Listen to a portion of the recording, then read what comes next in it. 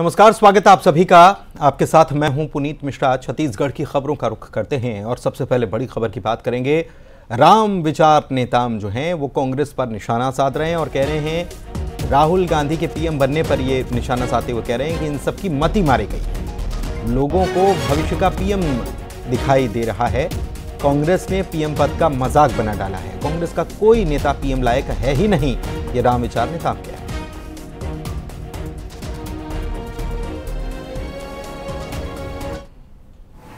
भविष्य का प्रधानमंत्री का भविष्य दिख रहा है। हमें तो तरस आती है कि देश में क्या होगा। ये लोग इस तरह का प्रधानमंत्री का मजाक बना के रखे हैं इस पद को। ये प्रधानमंत्री का जो गरिमा है, जो पद है, उसको संभालने लायक उनके नेताओं में किसी में है? कुछ दिखाई दे रहा है? मुझे तो लगता है कि ये सब जो है, इनका बुद्धि जो है वहीं तक रह गया है। मैं समझता हूं कि देश के लिए अच्छा सोच करके इनको काम करना। आकाश हमारे संवाददाता हमारे साथ जुड़े हुए हैं लाइव, सीधे उन्हीं के पास चलते हैं। आकाश, किस बात को लेकर ये प्रतिक्रिया देते हुए नजर आ रहे थे राम विचार नेताम?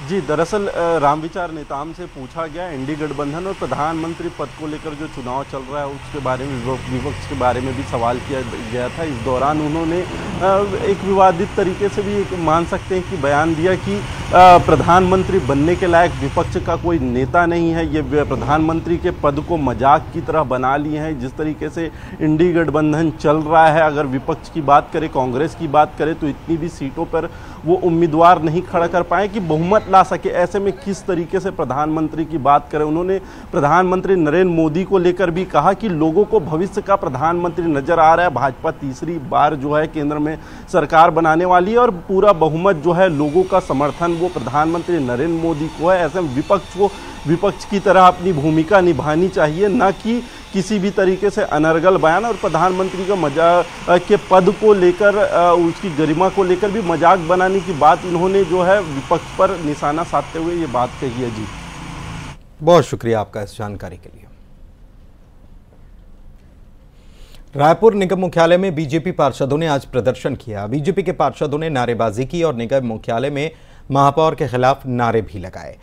महापौर एजाज ढेबर पर अपनी जिम्मेदारी से भागने का भी आरोप लगाया और यह भी कहा कि रायपुर के लोगों को मेयर जो हैं वो धोखा दे रहे हैं।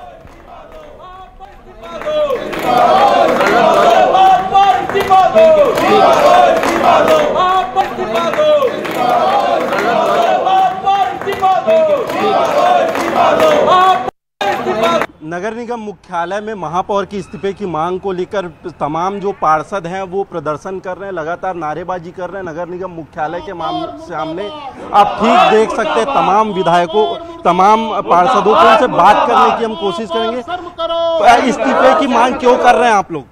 देखिए, महापौर रहते हुए 4.5 सालों से कुछ रायपुर शहर के लिए किसी प्रकार के विकास कार्य नहीं किए। आज महापौर जी कहते कि इस पद में प्रधानमंत्री जी बैठ जाए तो ना पानी की समस्या ना बिजली की समस्या को ठीक नहीं किया जा सकता। ऐसे जिम्मेदारियों से भागने का काम इस महापौर के द्वारा किया जा रहा है। अगर जिम्मेदारी नहीं संभाल सकते तो तत्काल इस्तीफा दे दे। हम भाजपा पार्षद दल इस्तीफे की मांग करने यहाँ पे बैठा हुआ है। पर्चे में क्या दिखाने की कोशिश कर रहे हैं? देखिए, उनकी जो मनसा है, निकम्मा महापौर आज पर रायपुर राजधानी का महापौर है, वो स्वीकार कर चुका है कि मैं इस रायपुर शहर का मैं विकास नहीं कर पाया, मैं पूरा पद जो है रह जाए तो इस्तीफे के लायक ही है बोल के ऐसे शब्दों का वो जो वर्णन कर रहे हैं हमारे प्रधानमंत्री जी के खिलाफ कि प्रधानमंत्री इस पद पर बैठ जाए तो कुछ नहीं कर पाया। ये स्वीकार कर रहे हैं स्वयं। प्रधानमंत्री पूरा देश को संवार दिया, उसके नाम से आप ऐसी बातें कर रहे हैं, मतलब एक निकम्मा और निष्क्रिय महापौर कहला रहे हैं। जी, तो ये तमाम जो है पार्षद हैं वो लगातार महापौर के इस्तीफे की मांग कर रहे हैं और प्रदर्शन के लिए धरने पर बैठे हुए निगम मुख्यालय के सामने। कैमरामैन इमरान के साथ आकाश शुक्ला, न्यूज़ 18 रायपुर। और इधर मेयर एजाज ढेबर ने न्यूज़ 18 से बात की और अपने बयान पर उन्होंने सफाई दी और कहा कि मेरे बयान को तोड़ मरोड़ कर दिखाया गया। ये भी कहा कि विपक्ष का काम सिर्फ विरोध करना है, ये सिर्फ राजनीति करना है। में तमाम जो पार्षद हैं वो महापौर के खिलाफ प्रदर्शन कर रहे हैं। उनका जो पिछले दिनों बयान आया था कि व्यवस्था सुधर नहीं सकती, इसको लेकर प्रदर्शन, अभी इनसे बात करेंगे। सीधे महापौर एजाज ढेबर हमारे साथ मौजूद है। प्रदर्शन कर रहे हैं, आपके ऊपर आरोप लगा रहे हैं कि व्यवस्था ना सुधरने की। ये पहली बार प्रदर्शन हो रहा है, यहाँ पे पहली बार प्रदर्शन हो रहा है। और दूसरी चीज, अब सबको पता है कि चुनाव होने वाले हैं, चुनाव होने वाले के लिए तभी इस तरीके के प्रदर्शन चल रहे हैं। दूसरी चीज, ऐसा कोई बयान में वो नहीं है, ये बोलचाल की भाषा में है कि साफ सफाई अनवरत यहाँ पर समस्या बने रहती है, पानी की समस्या अनवरत बनी रहती है।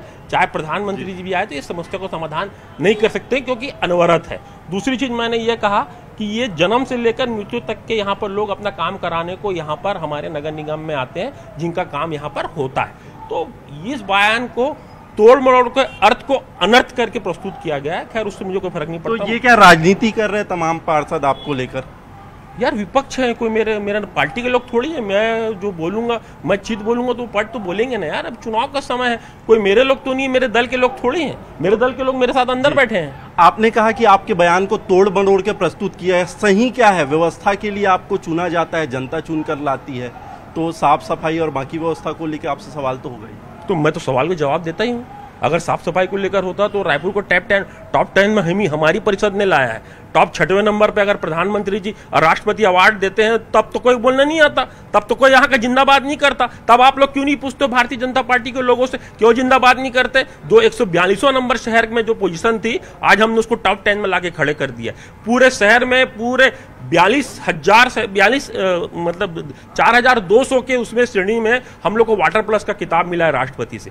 तो ये सब चीजों को बात देखिए भैया, काम हुआ है तब जाके हम बात को कर रहे हैं। काम नहीं होता, आज रायपुर शहर में एक पहचान बनी है ना। और दूसरी चीज, काम नहीं होता तो भैया इन्हीं की सरकार ने हमको इनाम दिया है, राष्ट्रपति ने और प्रधानमंत्री जी ने। ठीक है जी। तो ये थे महापौर एजाज ढेबर, जिन्होंने कहा कि व्यवस्था को लेकर वो जनता के साथ खड़े हुए हैं और जो विपक्ष के पार्षद हैं वो राजनीति कर रहे हैं। कैमरामैन राजेंद्र सिंह के साथ आकाश शुक्ला, न्यूज़ 18 रायपुर।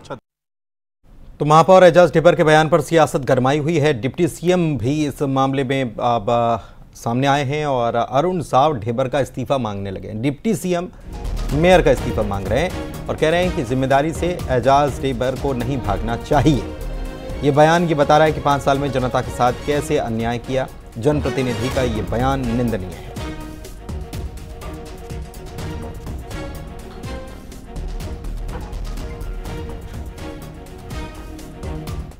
रायपुर के एक निर्वाचित महापौर का ये बयान ये बताता है कि 5 साल रायपुर की जनता का किस प्रकार से उन्होंने अन्याय किया होगा और इस प्रकार से एक निर्वाचित जनप्रतिनिधि का बयान दुर्भाग्यजनक है। और जब वो कर नहीं सकते तो उन्हें उस पद पर बने रहने का कोई अधिकार नहीं है, उन्हें इस्तीफा दे देना चाहिए।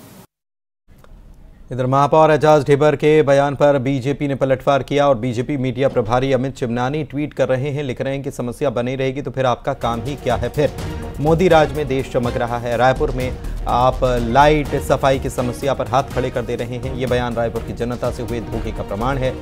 बीजेपी का महापौर इस समस्या से जनता को निजात जरूर दिलाएगा।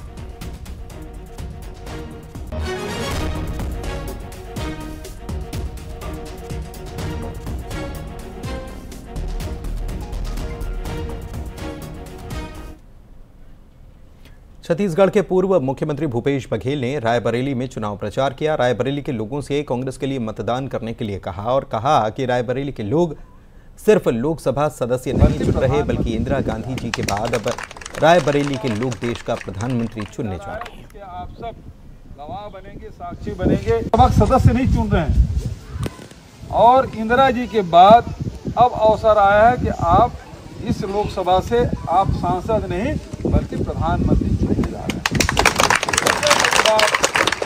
होने जा रहा है जिसके आप सब गवाह बनेंगे, साक्षी बनेंगे और उसमें आप भागीदार बनेंगे।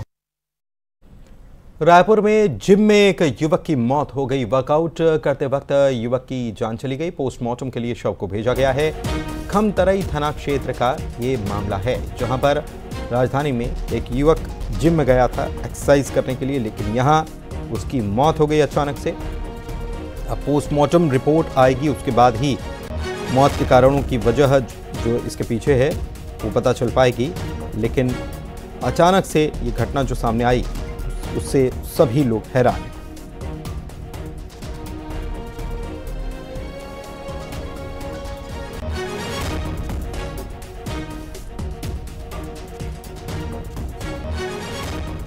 वहीं नारायणपुर की बात करेंगे, जहां पर नक्सलियों की साजिश नाकाम करती गई। पुलिस ने आईईडी बरामद किया है। ओरछा में सड़क के किनारे इसे प्लांट करके रखा गया था और पुलिस ने बाद में इस आईईडी को नाकाम कर दिया है। एक नक्सलियों की बड़ी साजिश। यहां पर हमारे सुरक्षा बल के जवान जो हैं वो लगातार सर्चिंग करते रहते हैं और सर्चिंग में ही ये आईईडी जो है वो बरामद हुआ है। नारायणपुर में नक्सलियों की बड़ी साजिश नाकाम।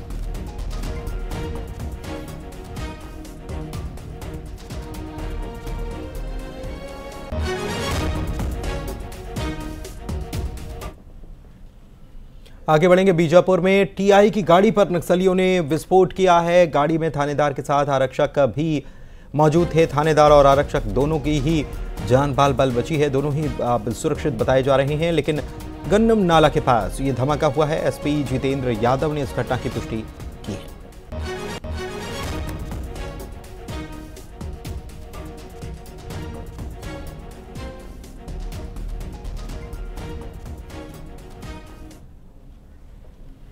बलरामपुर में कुएं में महिला का शव बरामद किया गया। इस महिला के शव के सिर पर गंभीर चोट के निशान प्राप्त मिले हैं और इसके बाद महिला के परिजनों ने काफ़ी हंगामा कर दिया। चुरा गांव में यहां पर तनाव की स्थिति बन गई, भारी तनाव की स्थिति हो गई और बड़ी संख्या में पुलिस बल की तैनाती भी यहां पर कर दी गई है।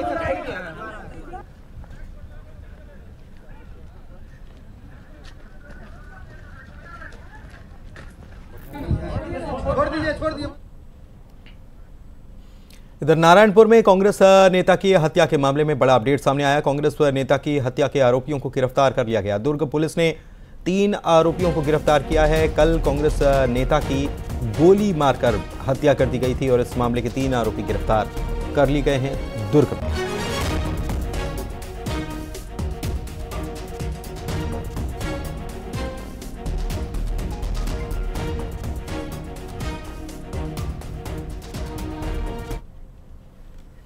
सीए के तहत पहली बार नागरिकता मिल गई है। बड़ी खबर आपको बता रहे हैं, सीए के तहत पहली बार नागरिकता मिली है। दिल्ली में 14 आवेदकों को नागरिकता प्राप्त हो गई है। केंद्रीय गृह सचिव ने आवेदकों को नागरिकता का प्रमाण पत्र भी सौंप दिया है और जाहिर सी बात है कि इससे इन लोगों के मन में बेहद खुशी होगी। देखिए खुशी का जश्न जो है वो किस तरीके से मनाया गया। 14 आवेदक अब भारत के नागरिक कहलाएंगे। नागरिकता का प्रमाण पत्र बाकायदा इन्हें दिया गया और इसके बाद ये इसी तरीके से झूमते नाचते गाते नजर आए हैं। केंद्रीय गृह सचिव ने आवेदकों को नागरिकता का प्रमाण पत्र दे दिया है। सीएए के तहत पहली बार नागरिकता मिली है और सीए लागू करने के लिए धन्यवाद। नागरिकता संशोधन अधिनियम जो है इसके लिए धन्यवाद लोगों के द्वारा दिया गया और पहली बार नागरिकता मिल गई है। देखिए सर्टिफिकेट जो दिया गया है, नागरिकता का प्रमाण पत्र जो दिया गया है, उसे लेकर एक व्यक्ति भी नजर आ रहा है और साथ ही साथ इस फैसले के बाद कितना जश्न मनाया जा रहा है, खुशी मनाई जा रही है, पटाखे फोड़े जा रहे हैं, ढोल नगाड़ों पर थिरका जा रहा है। ये तस्वीर आपको बता रहे हैं दिल्ली में 14 आवेदक हैं जिनको नागरिकता मिली है। आपको बता दें कि बीते दिनों जब सीएए को लेकर सवाल किया गया था केंद्रीय गृह मंत्री अमित शाह से, तो उन्होंने कहा था कि ये इलेक्शन तो चल ही रहा है लेकिन इसके बीच में ही ये हो जाने वाला है क्योंकि हमने इसे सीए को पास तो कर ही दिया है और अब लोगों को नागरिकता मिलनी भी शुरू हो जाएगी। तो उन्होंने जो कहा था अब ये खबर भी सामने आई। सीए के तहत पहली बार नागरिकता मिल गई है। दिल्ली में 14 आवेदकों को ये नागरिकता मिली है। केंद्रीय गृह सचिव ने आवेदकों को नागरिकता का प्रमाण पत्र सौंप दिया है और इसके बाद लोगों में जश्न का माहौल भी देखने को मिल रहा है। लोग पटाखे फोड़ रहे हैं, ढोल नगाड़ों पर डांस कर रहे हैं, धन्यवाद भी ज्ञापित कर रहे हैं क्योंकि एक लंबा इंतज़ार इन लोगों को था नागरिकता के लिए और आखिरकार वो इंतज़ार पूरा हुआ। कोंडागांव में चोरी के आरोप में पड़ोसी ही आपस में भिड़ गए। एक पड़ोसी अस्पताल पहुंच गया। आरोप में एक पड़ोसी को जेल भी हुई है और 1000 रुपए की चोरी का आरोप लगा है। एक पड़ोसी ने दूसरे पड़ोसी पर हमला बोल दिया था। चोरी के संदेह में लाठी डंडे से हमला किया था। विश्रामपुरी थाना इलाके का मामला है। तो एक अस्पताल पहुंच गया और एक थाने।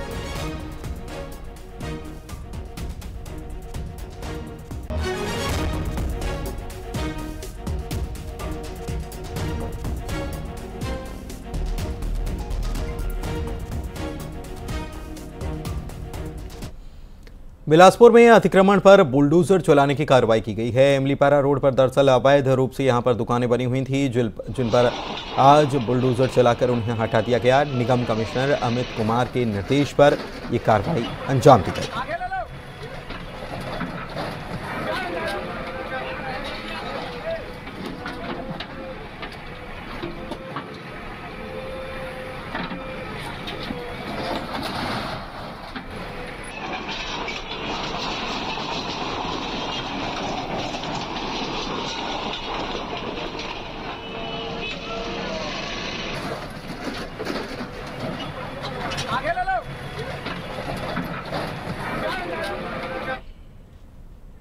अंबिकापुर में खड़े ट्रक से डीजल चोरी की वारदात सामने आई है। डीजल चोरी करते हुए चोर जो हैं वो सीसीटीवी में कैद भी हो गए हैं। 2 ट्रकों से 130 लीटर डीजल की चोरी कर ली गई।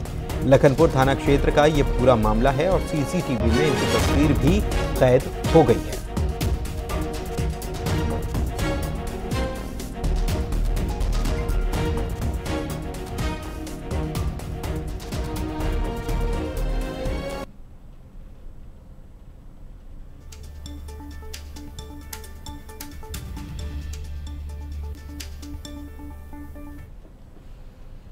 आगे बढ़ते हैं। रायपुर से खबर आपको बता दें, पीडब्ल्यूडी में भ्रष्टाचार पर बड़ी कार्रवाई की गई है। 2 इंजीनियर्स की वेतन वृद्धि को रोक दिया गया है। नियमों का उल्लंघन कर इन्होंने खरीदी की थी और इसमें भ्रष्टाचार का मामला सामने आया। जांच में इस भ्रष्टाचार की पुष्टि भी हुई। इस मामले में डिप्टी सीएम का बयान भी सामने आया और उन्होंने कहा है कि जहां भी गड़बड़ी मिलेगी कड़ी कार्रवाई तो हम करेंगे ही। बाकी अब अधिकारियों के लिए भी यही संदेश है। प्रशासनिक व्यवस्था अपनी जिम्मेदारी का निर्वहन सभी को करना आवश्यक है और जिस तरह से जहां कहीं पर भी गड़बड़ी मिलेगी निश्चित रूप से कड़ी कार्रवाई होगी। जांजगीर चांपा में जिला अस्पताल भगवान भरोसे है। अस्पताल में 38 डॉक्टर्स तैनात हैं, लेकिन इनमें से ज्यादातर तो नदारद रहते हैं। जिला अस्पताल के डॉक्टर निजी अस्पतालों में काम भी कर रहे हैं। एक डॉक्टर 3-3 अस्पतालों में काम कर रहा है और ऐसे में वे जिला अस्पताल देरी से पहुंचते हैं। मरीजों को इलाज के लिए घंटों इंतजार करना पड़ जाता है। डॉक्टर अपनी ऊंची पहुंच का फायदा उठाकर यहां पर मनमानी पर उतारू हैं। कुछ डॉक्टर अलग अलग जगह पे उसमें रहता है। जैसे किसी का गायनी में पोस्टिंग है, किसी में मेडिसिन वार्ड में है, तो पहले राउंड लिया जाता है।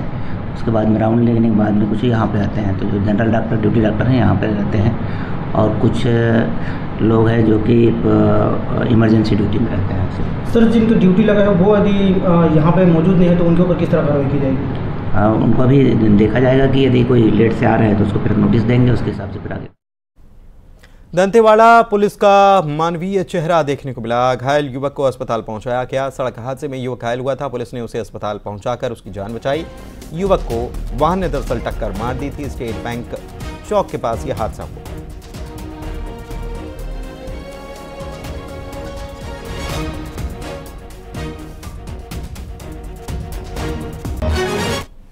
आगे बढ़ेंगे, राजधानी रायपुर की बात करेंगे। राजधानी के 1.5 लाख घरों में पानी नहीं आ रहा है। पानी की सप्लाई पर 10 घंटे का मेगा ब्लॉक लगा हुआ है। पुराने और नए फिल्टर प्लांट को दरअसल जोड़ने का काम चल रहा है। बैरन बाजार, देवेंद्र नगर, संजय नगर में पानी की सप्लाई बाधित हुई है और मौदहापारा में पानी की सप्लाई यहां पर भी प्रभावित हुई है।